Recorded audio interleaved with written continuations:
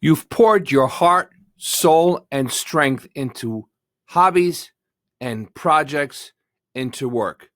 But have you ever surrendered everything to the one who gave it all for you? Today's promise, Romans 12:1. I appeal to you, therefore, brothers, by the mercies of God, to present your bodies as a living sacrifice, holy and acceptable to God, which is your spiritual worship.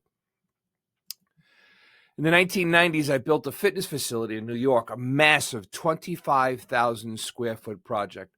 I poured my life into it. Every dime, every waking moment, every thought. I lived and breathed that gym. I was proud of what I accomplished.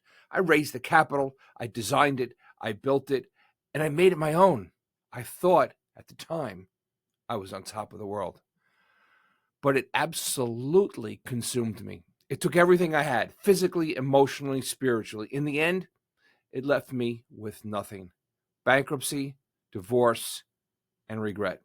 I had abandoned myself to something that never had the power to sustain me. That experience taught me a hard truth. When we give ourselves fully to the wrong things, we are left empty. But when we abandon ourselves to God, He fills us with everything that we need. Look at what God did for us. He gave everything. He abandoned Himself for us, sending His only Son, Jesus Christ, to the cross, not part of Himself, not just a portion. He held nothing back. That is what salvation is. Total surrender, not just a one-time decision, but a life of reckless abandon to Him.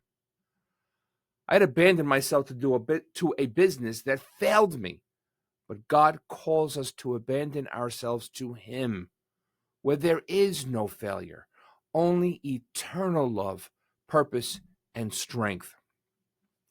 Moses understood this kind of dependence. When Israel faced battle, as long as Moses held up his staff, they prevailed. But his arms grew weary. He needed help. Aaron and Hur stood beside him, holding up his hands. And you'll see this in Exodus 17. Victory didn't come from Moses' strength. It came from his surrender to God's power and the support of those around him. The same is true in our homes. Leading our families isn't about building something impressive in our strength. It's about surrendering everything to Christ. It's about leading by faith, not by our own efforts.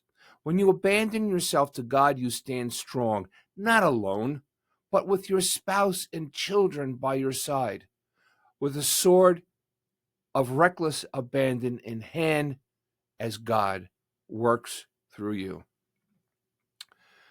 Today's shepherding in action value, total surrender.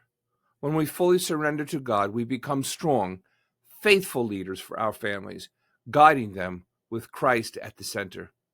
Be sure to check out the rest of this at theharvestfield.com. God bless you all. Amen.